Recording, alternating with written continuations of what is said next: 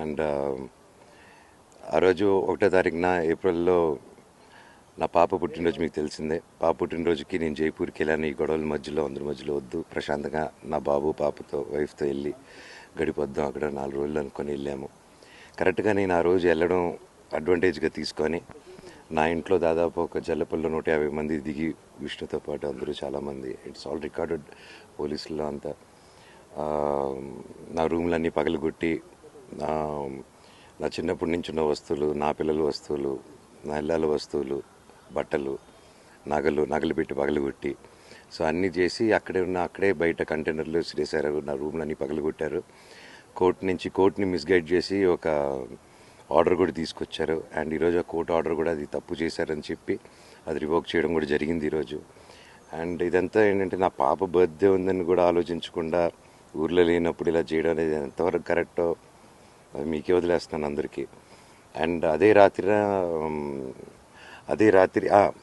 రోజు ఎప్పుడైతే పగలగొట్టారో అక్కడ నా పాత కారు, ఒక 10 years old కారు, ఆ కారు, నా వైఫ్ కారు, వాళ్ళ నాన్నగారు కొన్ని ఇచ్చిన కారు, 2 మా ఇంట్లోనే ఉన్నింది.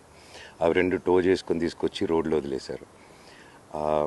సరే అప్పటికి నేను పాప బర్త్డే ఎందుకు కంప్లైంట్లు ఎందుకు మీ అందరికి చెప్పడం అనేసి నా పాటికి ఉన్నాను.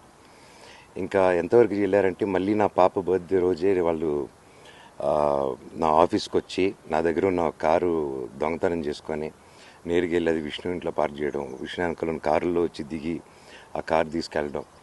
మళ్ళీ ఇంకా ఆ రాత్రిని ఇంక మా వాళ్ళు భయపడుతున్నారంటే అప్పుడు నేను జల్లపల్లిలో కూడా మా సెక్యూరిటీ వాళ్ళని కొట్టి ఇవన్నీ చేశారండి. అండ్ ఆల్ వీడియోస్ ఎవిడెన్సెస్ అన్నీ ఉన్నాయి. I'll be presenting it. నేనే జరిగింది వాస్తవం. I don't have to change. ఆ నైట్ వచ్చి ఆ కారు దొంగతనం చేసుకుని వెళ్ళారు.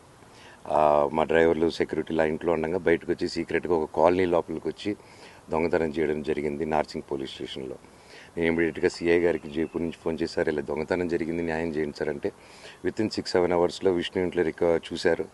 తర్వాత మళ్ళీ రికవరీకి వెళ్ళినప్పుడు లేదు, మాదాపూర్ ఆఫీస్కి వెళ్ళింది, వాళ్ళ ఆఫీస్కి. అప్పుడు సిఐ గారు అందరూ వెళ్ళి అక్కడ రికవర్ చేస్తున్నారు. ఎవరైతే విట్నెస్ ఉన్నారో వాళ్ళు వెళ్ళారు అక్కడికి.